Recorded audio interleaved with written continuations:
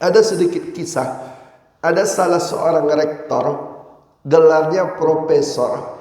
Pernah dia menunaikan ibadah umrah ke tanah suci Mekah Al-Mukarramah dan Madinah Al-Munawwarah. Sampai di Mekah Bapak dan Ibu, salah seorang rektor ini, pimpinan universitas, datang dia kepada salah seorang ulama di Saudi Arabia. Apa kata rektor yang bergelar profesor ini?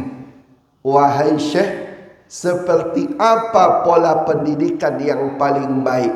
Ini kata rektor yang bergelar profesor kepada ulama yang ada di Saudi Arabia. Wahai Syekh, seperti apa pola pendidikan yang paling baik?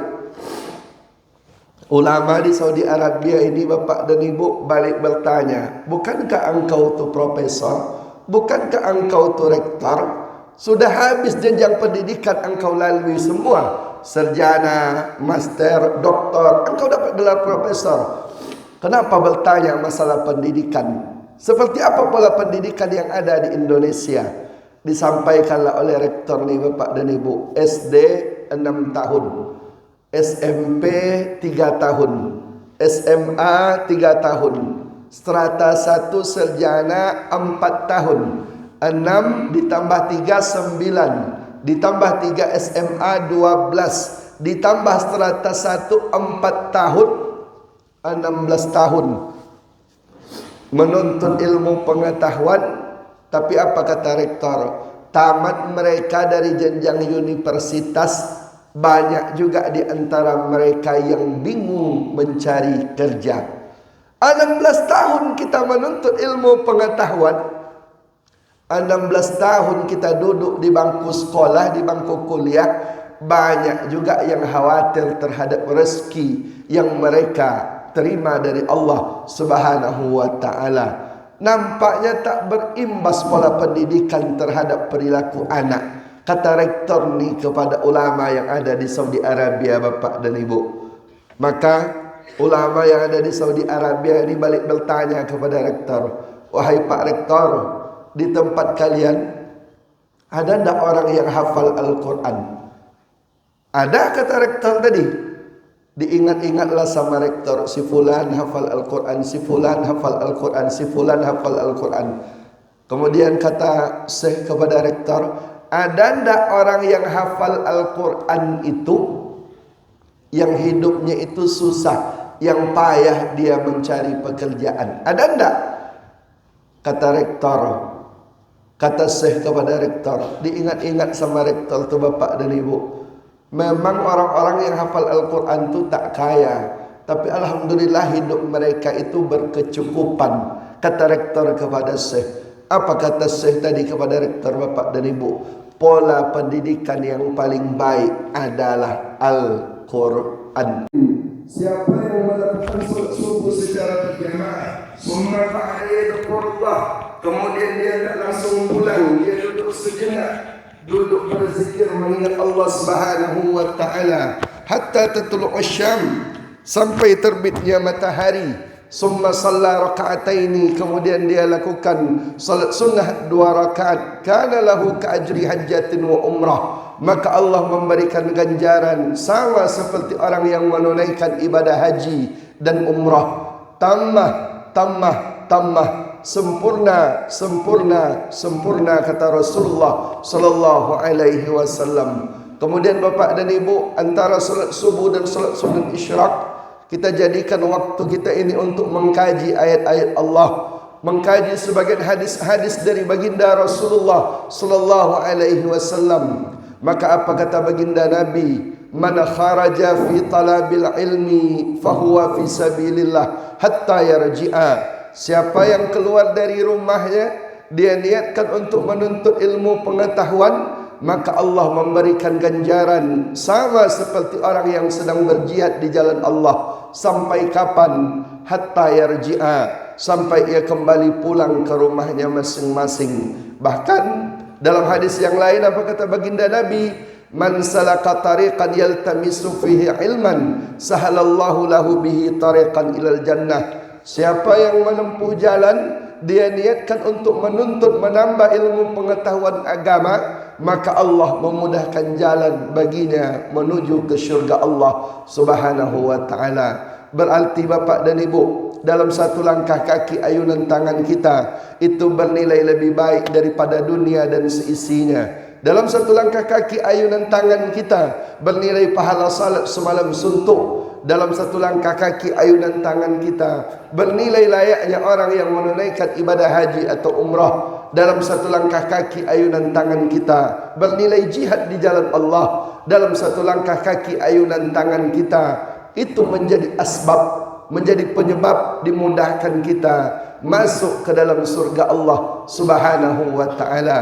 Oleh sebab itu, kalau berkumpul semua nikmat itu pada diri kita, tak ada ungkapan, tak ada ucapan, tak ada kata-kata yang lebih baik, yang lebih layak yang keluar dari mulut seorang hamba kecuali dengan banyak-banyak mengucapkan kalimat pujian Alhamdulillahirabbil alamin. Kemudian bersolawat kita kepada manusia termulia yang pernah Allah turunkan ke permukaan bumi, yakni Nabiullah Muhammad sallallahu alaihi wasallam, dengan mengucapkan Allahumma salli ala sayyidina Muhammad wa ala ali sayyidina Muhammad, dan mengucapkan salam kepada baginda Rasulullah sallallahu alaihi wasallam dengan mengucapkan assalamu alayka ya Rasulullah. Mudah-mudahan dengan seringnya kita mengucapkan ucapan salawat dan salam kepada baginda Rasulullah sallallahu alaihi wasallam, mudah-mudahan di akhirat kelak kita mendapatkan syafaat, dan mudah-mudahan kita ini termasuk pengikut-pengikut beliau yang senantiasa istiqamah dalam mengamalkan ajaran-ajaran yang telah dibawa oleh baginda Rasulullah sallallahu alaihi wasallam.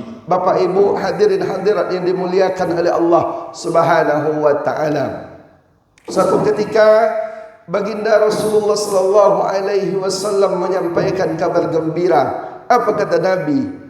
Al-jannatu mustaqatun ila arba'ati nafar.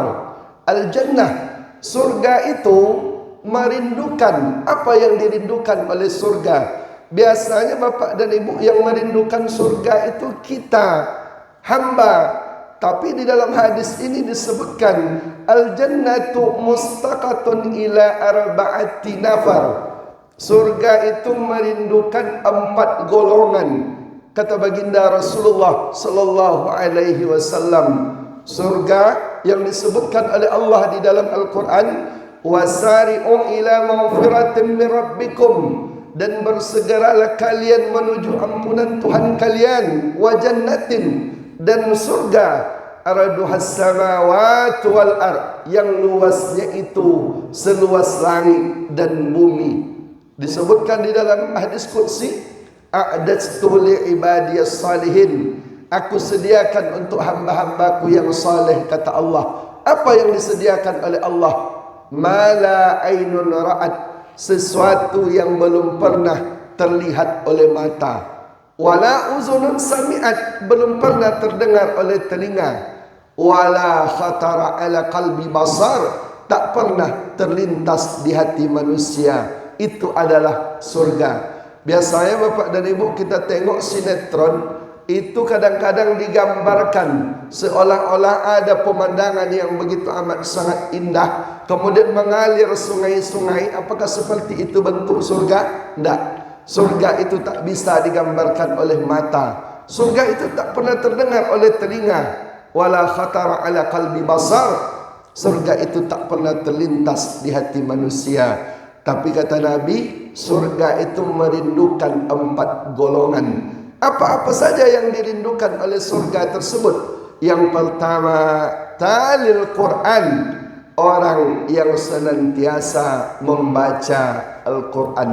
Golongan pertama yang dirindukan oleh surga adalah orang yang banyak dia membaca Al-Quranul Karim. Makanya di dalam hadis itu Bapak dan Ibu diberikan kabar gembira oleh baginda Rasulullah sallallahu alaihi wasallam, man qara'a harfan min kitabillah, siapa yang membaca satu huruf dari Al-Quran, falahu hasanah, dia mendapatkan satu kebaikan, wal hasanatu bi asri amsyaliha, dan satu kebaikan ini itu dibalas dengan 10 pahala.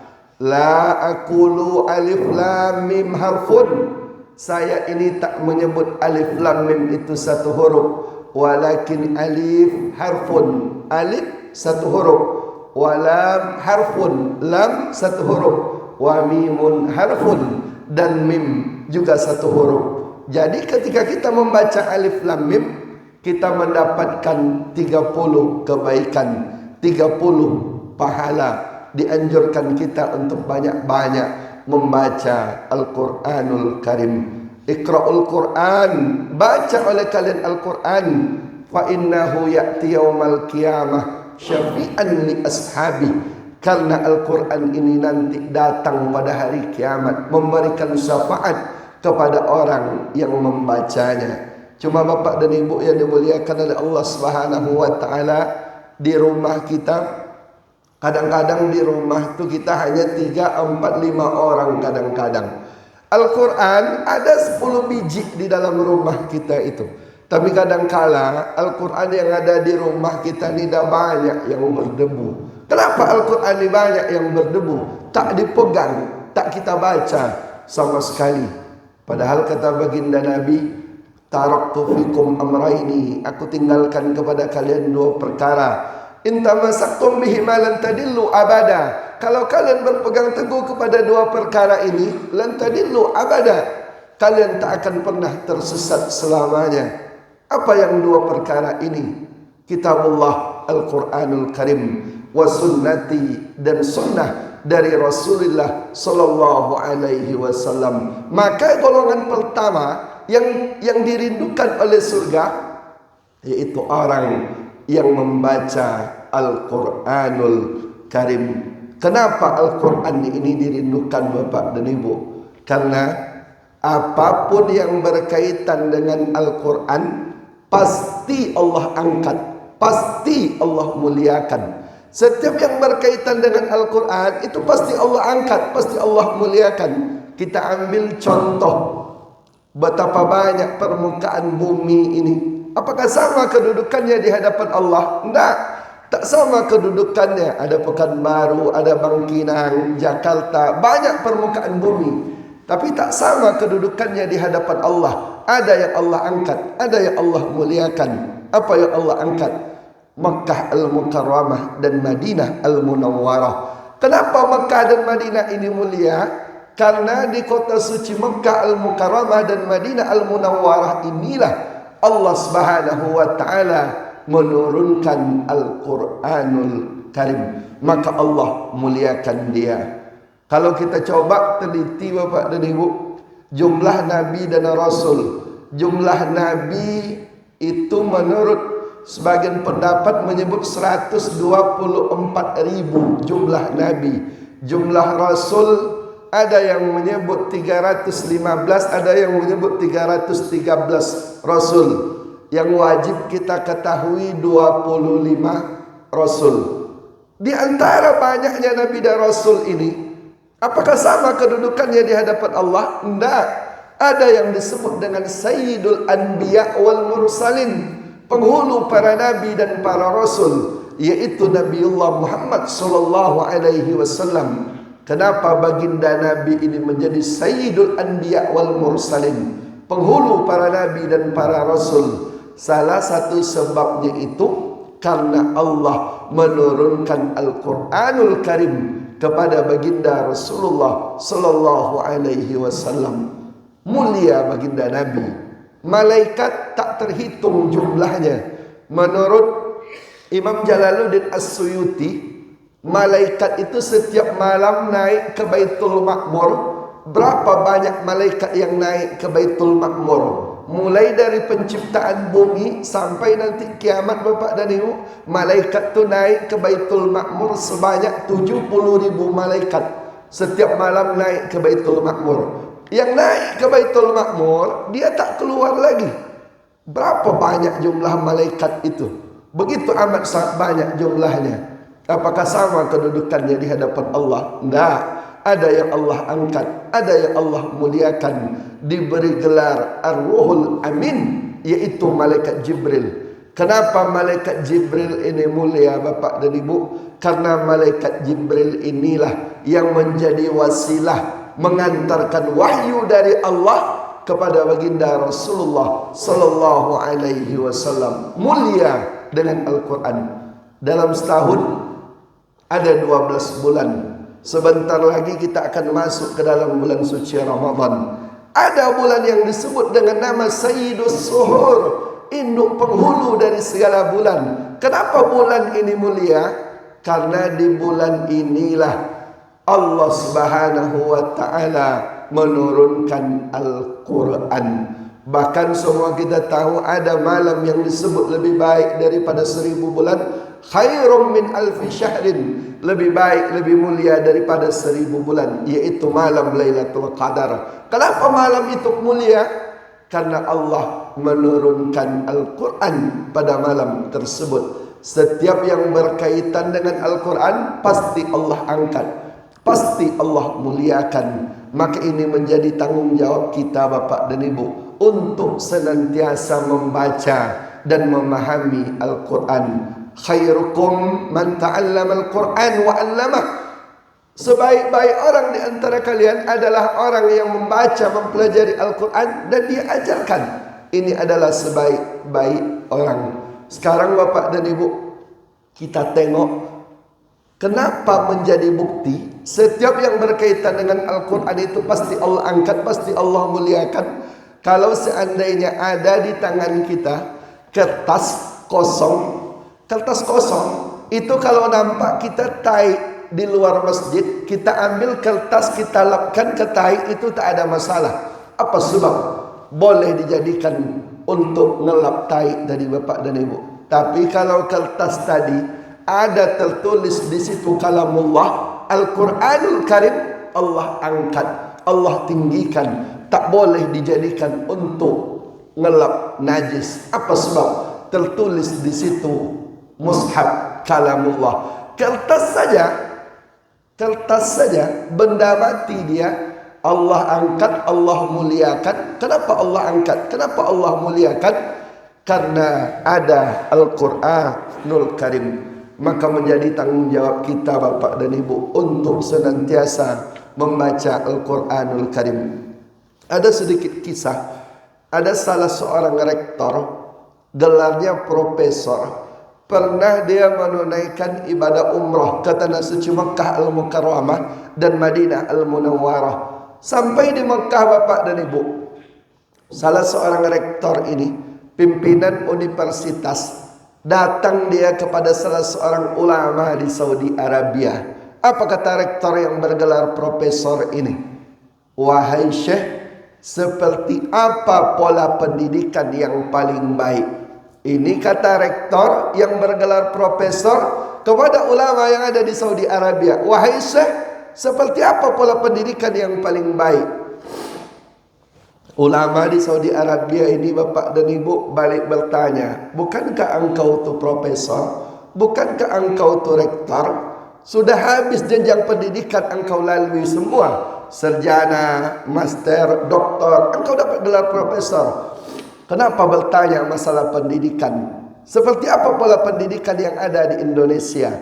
Disampaikanlah oleh rektor nih Bapak dan Ibu. SD 6 tahun, SMP 3 tahun, SMA 3 tahun, strata 1 sarjana 4 tahun, 6 ditambah 3 9, ditambah 3 SMA 12, ditambah strata 1 4 tahun, 16 tahun menuntut ilmu pengetahuan.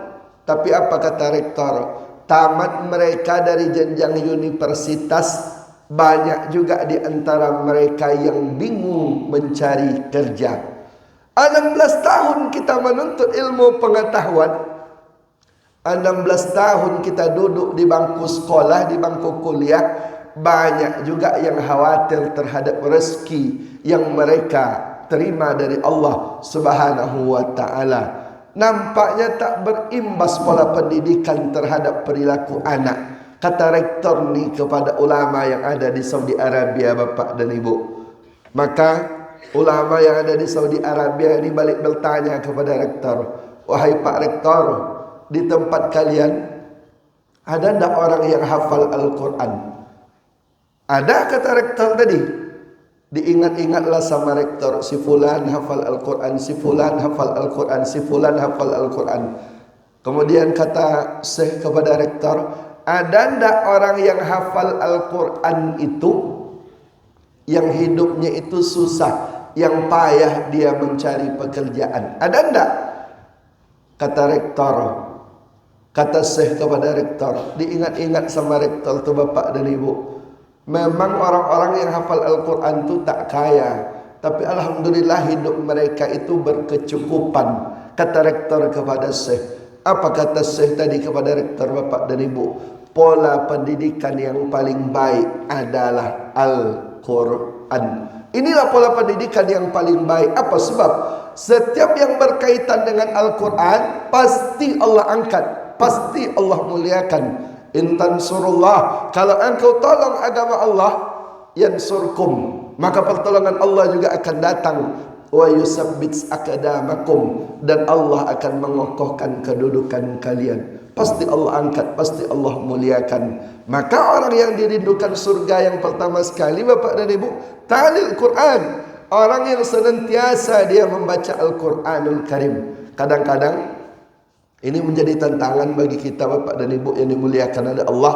Sebentar lagi kita akan memasuki bulan suci Ramadan. Masuk kita ke bulan suci Ramadan, bulannya Al-Quran. Kadang-kadang kalau ditanya kepada kita, apa mazhab bapak, apa mazhab abang, apa mazhab ibu, apa mazhab kakak, serentak kita menjawab, mazhab kami ini Ustaz, mazhab Imam Muhammad bin Idris Asy-Syafi'i. Mazhab kami ini Syafi'i Ustaz. Tapi kalau kita tengok bapak dan ibu, macam mana Imam Muhammad bin Idris As-Syafi'i membaca Al-Quran, ketika datang bulan suci Ramadan, pasti yakin kami semua kita ni mengatakan, Ustaz, ada tak mazhab lain Ustaz yang jarang dia membaca Al-Quran ketika datang bulan suci Ramadan? Imam Muhammad bin Idris As-Syafi'i meninggal pada tahun 204 Hijriah. Imam Syafi'i itu bapak dan ibu menghatamkan Al-Quran selama bulan suci Ramadan 60 kali. Coba kita bayangkan. Maknanya kalau 60 kali, 2 kali khatam Imam Syafi'i itu Al-Quran setiap hari. Pasti kita tak sanggup bapak dan ibu yang dimuliakan oleh Allah Subhanahu wa ta'ala. Tapi paling tidak senantiasa kita basahi lisan kita dengan membaca Al-Quran. Selesai solat subuh, pulang kita pengajian, baca Al-Quran agak 2 halaman. Tak bisa 2 halaman, 1 halaman. Tak bisa 1 halaman, setengah halaman. Kalau tak bisa juga tak bisa disebut lagi bapak dan ibu yang dimuliakan oleh Allah Subhanahu wa ta'ala. Apa sebab? Inilah golongan yang dirindukan oleh surga. Apa yang pertama? Ta'lil Quran, orang yang senantiasa membaca Al-Quran. Yang kedua, apa golongan yang dirindukan oleh surga? Wa hafizil lisan, orang yang senantiasa dia jaga lisannya. Lisannya ini tak menyakiti hati sanak famili, karib kerabat, handai taulan tetangga, masyarakat. Inilah golongan yang mendapatkan rindu dari syurga Allah Subhanahu wa ta'ala. Kadang sekarang bapak dan ibu, betapa tajam lisan kita ini, menyakiti hati tetangga, sanak famili, karib kerabat, handai taulan yang lain. Lisan kita ini, al-lisan saghirul jurmi wa kabirul jirmi.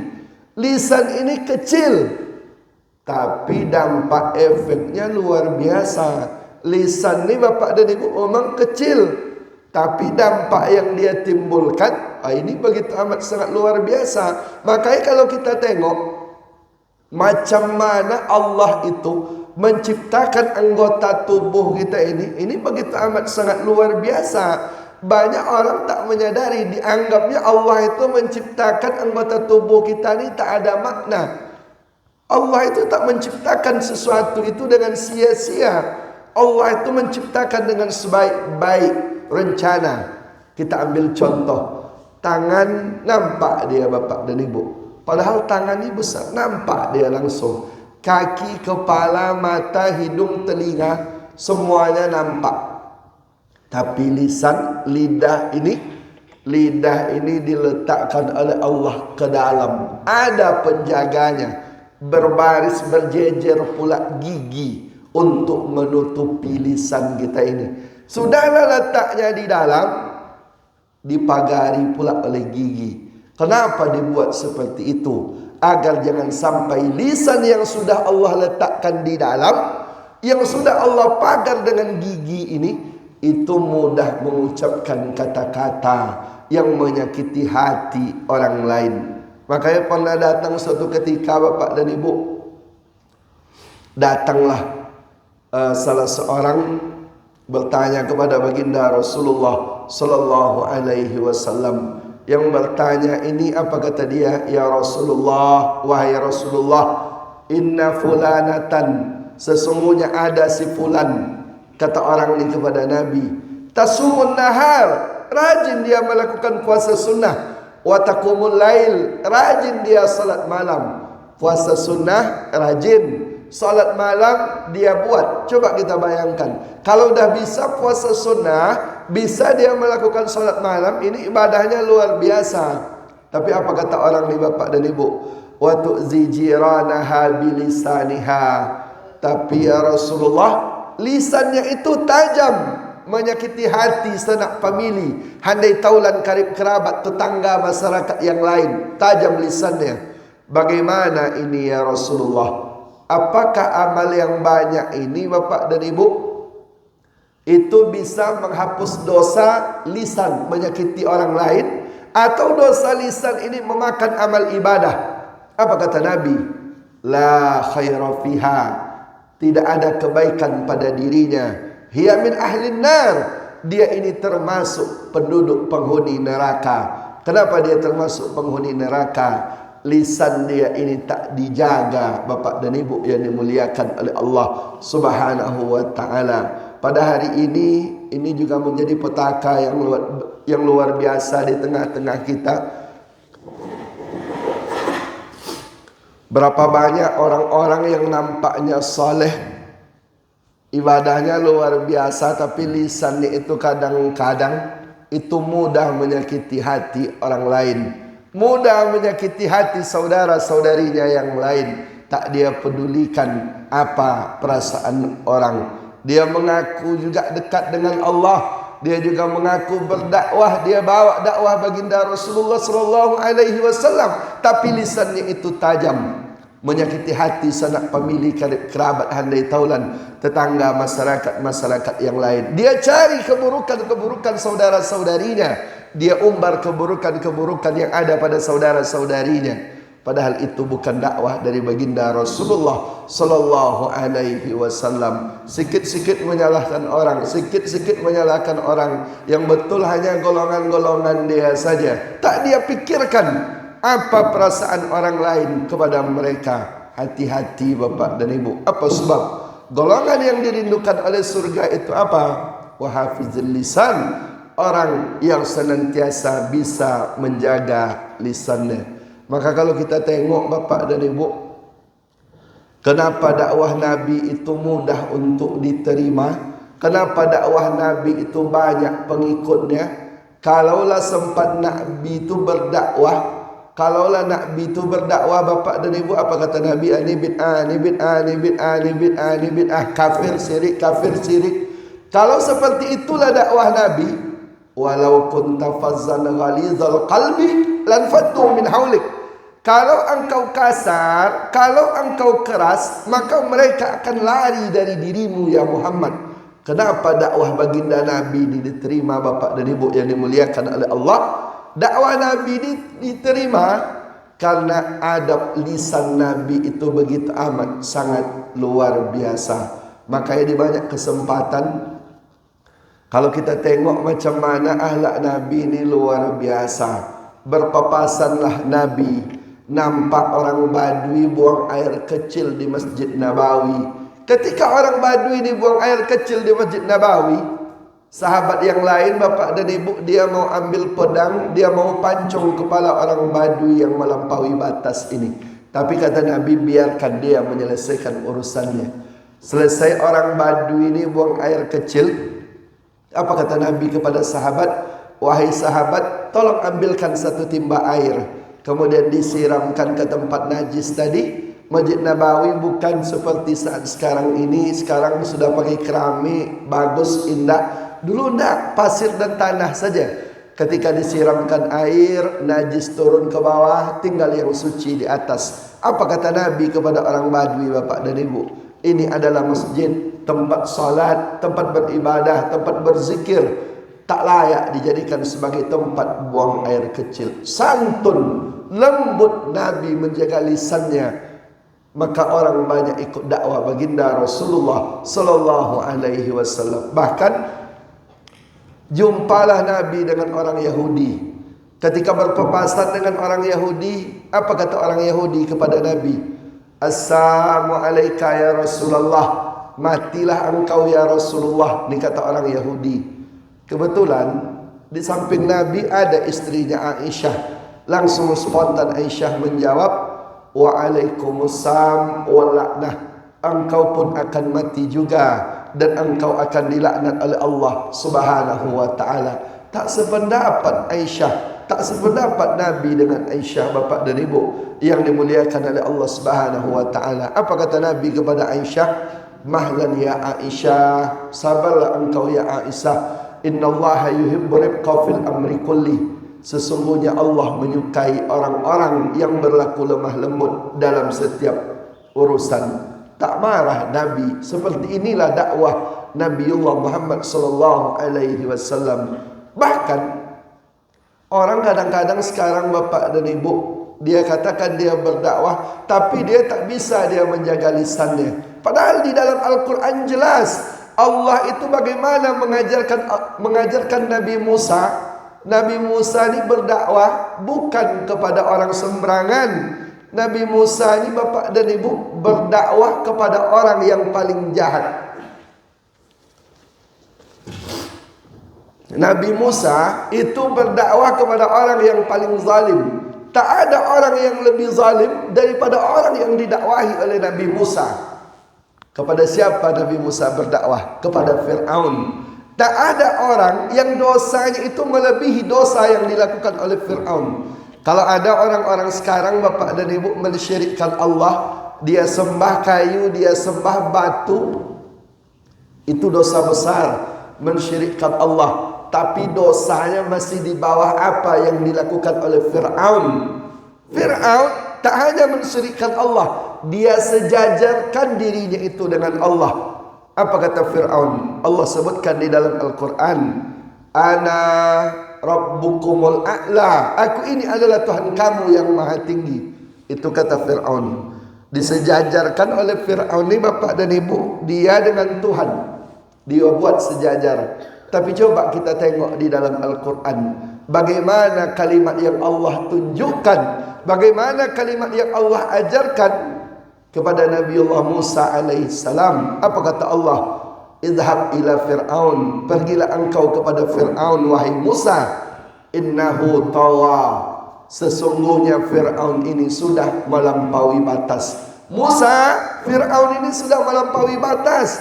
Dia katakan dirinya itu sebagai Tuhan. Pergi engkau kepada Fir'aun. Tapi bagaimana Allah mengajarkan Nabi Musa, bapak dan ibu? Faqula lahu qawlan layyinan la'allahu yatadakkara aw yahsha. Tapi Musa, ucapkanlah oleh engkau kepada Fir'aun kata-kata yang lemah lembut, yang santun. Mudah-mudahan dengan kata-kata yang lemah lembut, yang santun, Fir'aun ini menjadi takut dan dia menjadi ingat. Pertanyaannya bapak dan ibu, kalau kepada Fir'aun saja disuruh kita untuk mengucapkan kata-kata yang lemah lembut, yang santun, apatah lagi kepada orang-orang yang tak sampai kepada tingkatan Fir'aun. Pada hari ini, inilah yang banyak tak dipahami orang. Apakah kita ini lebih baik, lebih mulia daripada Nabi Musa? Tidak. Jauh lebih mulia Nabiullah Musa alaihissalam daripada diri kita. Apakah saudara-saudari kita ini itu lebih jahat daripada Fir'aun? Tidak. Na'udzubillah, na'udzubillah. jauh lebih mulia kita daripada Fir'aun. Tetapi kenapa cara kita menggunakan lisan kepada saudara-saudari kita kadang-kadang tak bisa kita kelola dengan baik. Maka golongan yang kedua Bapak dan Ibu, yang dirindukan oleh surga itu apa? Yang dirindukan oleh surga adalah wahafizil lisan, orang yang bisa senantiasa menjaga lisannya. Kemudian yang ketiga, apa golongan yang ketiga yang mendapatkan rindu dari surga Allah Subhanahu wa taala? Yang ketiga, wa mut'imil ji'an. Golongan yang ketiga yang dirindukan oleh surga itu siapa? Orang yang memberikan makan kepada orang yang lapar. Suatu ketika datang sahabat bertanya kepada Nabi, Bapak dan Ibu, apa kata sahabat nih? Ayyul Islam khairun. Ajaran Islam yang paling baik itu apa ya Rasulullah? Apa kata baginda Nabi?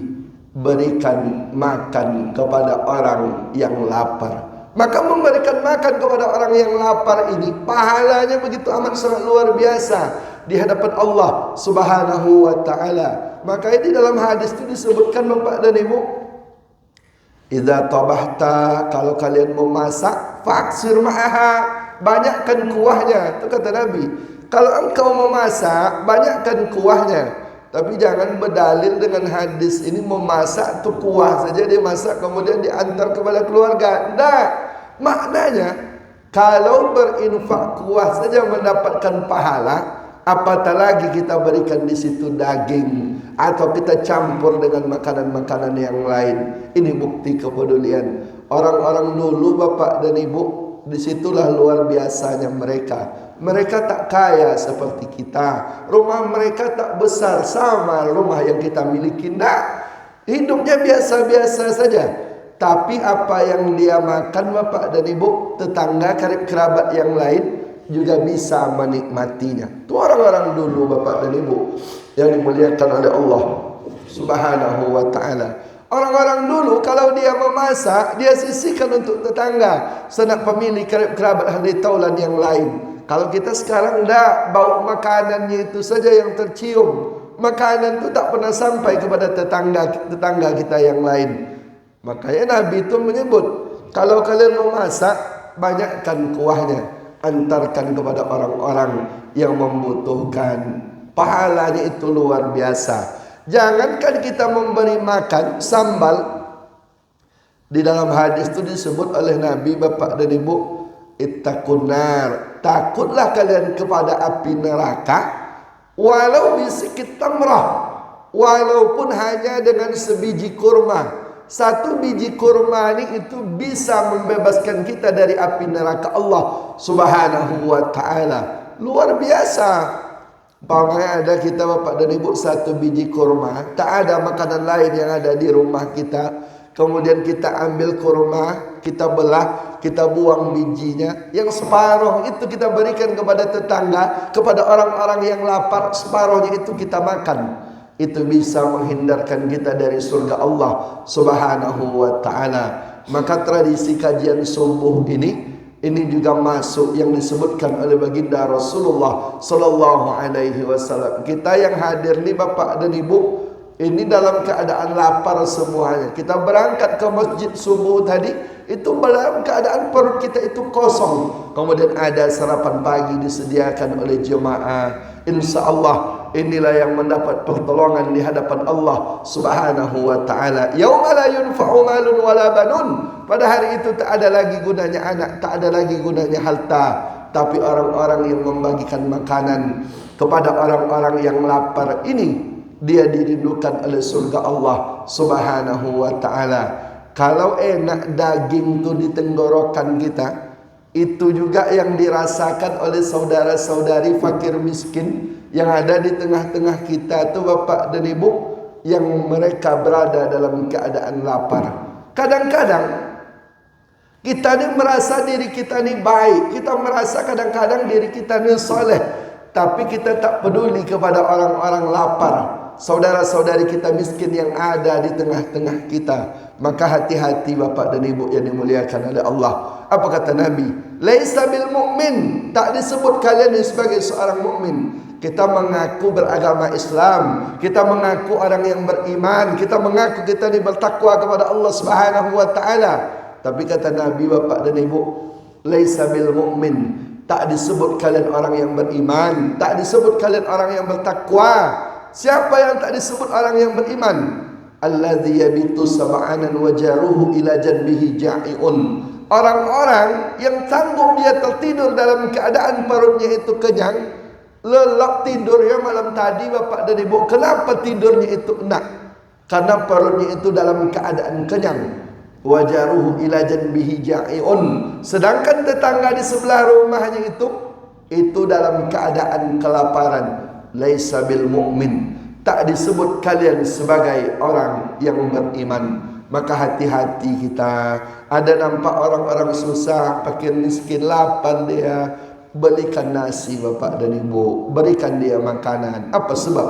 Tak tahu kita dari pintu kebaikan mana Allah itu akan memasukkan kita ke dalam surga Allah Subhanahu wa taala. Beri makan. Maka kalau kita tengok macam mana baginda Rasulullah sallallahu alaihi wasallam mengajarkan, banyak hikmah memberikan makan.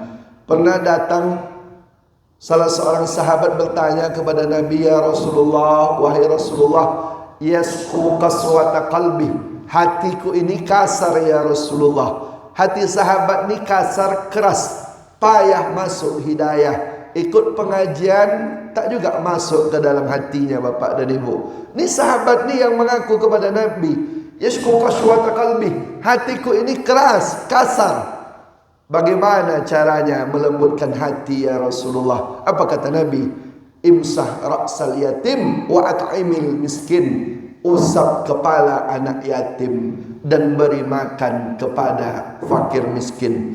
Rupanya ketika kita memberi makan kepada orang-orang lapar bapak dan ibu, kita bantu fakir miskin, hati kita ini menjadi lembut, mudah membaca Al-Quran, mudah datang salat berjamaah, mudah masuk pengajian, mudah masuk hidayah ke dalam hati kita. Kenapa? Karena itu melembutkan hati. Maka kita berikan makan kepada orang-orang yang lapar. Kita cari apa sebab? Ma akalta fa'afnaita, yang kita makan busuk. Wa ma labista fa'ablaita, yang kita pakai lapuk. Wa ma tasaddaqta fa'amdaita, harta yang kita infakkan, yang kita sedekahkan, yang kita berikan makanan, kita berikan kepada orang-orang yang lapar, orang-orang yang membutuhkan, maka inilah yang kelak datang memberi pertolongan di hadapan Allah Subhanahu wa taala. Kemudian yang terakhir, yang keempat, apa golongan yang dirindukan oleh surga? Wasaimi fi syahri Ramadan, orang yang melakukan ibadah puasa di bulan suci Ramadan. Pada hari ini bapak dan ibu, kita sudah sampai pada tanggal 13 di bulan Sya'ban. Kenapa banyak orang yang gagal melakukan ibadah puasa? Mungkin bapak ibu kita yang berada di dalam masjid dan kaum muslimin yang lain, dia takut meninggalkan ibadah puasa. Rupanya tak sedikit pula di antara umat Islam itu yang dia tak melakukan ibadah puasa. Badannya sehat, bugar, berotot dia, tapi dia tak berpuasa. Kami sudah banyak menjumpainya bapak dan ibu yang dimuliakan oleh Allah. Kenapa mereka gagal melakukan ibadah puasa? Karena mereka tidak mempersiapkan diri mereka jauh-jauh hari sebelum masuknya bulan suci Ramadan. Makanya kalau kita tengok macam mana Nabi bapak dan ibu ketika berada di bulan Sya'ban, ini kadang-kadang di luar prediksi kita. Kata Usama bin Zaid kepada Nabi, ya Rasulullah, wahai Rasulullah, lam araka tasumu syahran minas suhur ma tasumu min Sya'ban. Saya ini tak pernah melihat engkau berpuasa begitu banyak dibandingkan bulan-bulan yang lain selain bulan suci Ramadan. Kenapa engkau berpuasa begitu banyak di bulan Sya'ban? Rupanya bapak dan ibu, Nabi itu di bulan Sya'ban ini banyak melakukan ibadah puasa. Apa jawab baginda Nabi? Dzaka syahrun yaghfulun nas bulan Sa'ban ini adalah bulan yang banyak dilupakan oleh manusia. Kalau ada orang beribadah di bulan Rajab, wajar. Apa sebab? Bulan Rajab ini termasuk salah satu bulan haram. Inna iddatas suhur indallahi isna asara syahran min kitabillah. Sesungguhnya Allah Subhanahu wa taala menciptakan hitungan bulan dalam satu tahun. Fi kitabillah ada 12 bulan. Di antara 12 bulan ini minha arba'atun hurum. Ada 4 bulan haram. Salah satu mutawaliyat, 3 bulan berturut-turut. Zulqaidah, Zulhijjah, Muharram. Kemudian ada 1 bulan yang jauh terpisah, yaitu bulan Rajab. Kalau ada orang beribadah di bulan Rajab, wajar Bapak dan Ibu. Kalau ada orang yang banyak melakukan ibadah di bulan Zulhijjah, wajar, bulan haram. Tapi kalau ada orang berpuasa, beribadah banyak di bulan Sya'ban, maka ini kedudukan pahalanya begitu amat sangat luar biasa. Melakukan ibadah ketika banyak orang lain lupa, ini tak sama kedudukannya di hadapan Allah Subhanahu wa taala. Wa dzalika syahrun turfa'u fihi al-a'mal. Dan pada bulan Sya'ban ini amal ibadah itu diangkat kepada Allah Subhanahu wa taala. Maka banyak Nabi itu melakukan ibadah puasa di bulan Sya'ban. Cuma yang perlu kita perhatikan Bapak dan Ibu, kadang-kadang terutama jemaah yang perempuan, ibu-ibu kami, kakak-kakak kami, hutang puasa Ramadan yang lalu kadang-kadang belum juga lagi diqadha.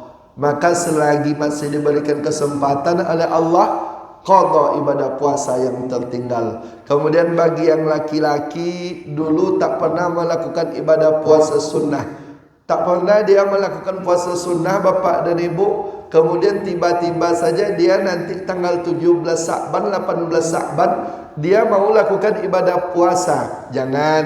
Apa sebab? Kata baginda Nabi, izan tasafa Sa'ban fala tasumu. Kalau sampai datang pertengahan bulan Sya'ban, fala tasumu, jangan kalian melakukan ibadah puasa. Larangan ini berlaku bagi orang yang tak pernah dulu dia melakukan puasa sunnah. Senin Kamis, Ayyamul Bid tak pernah dia buat, tak pernah dia melakukan puasa sunnah.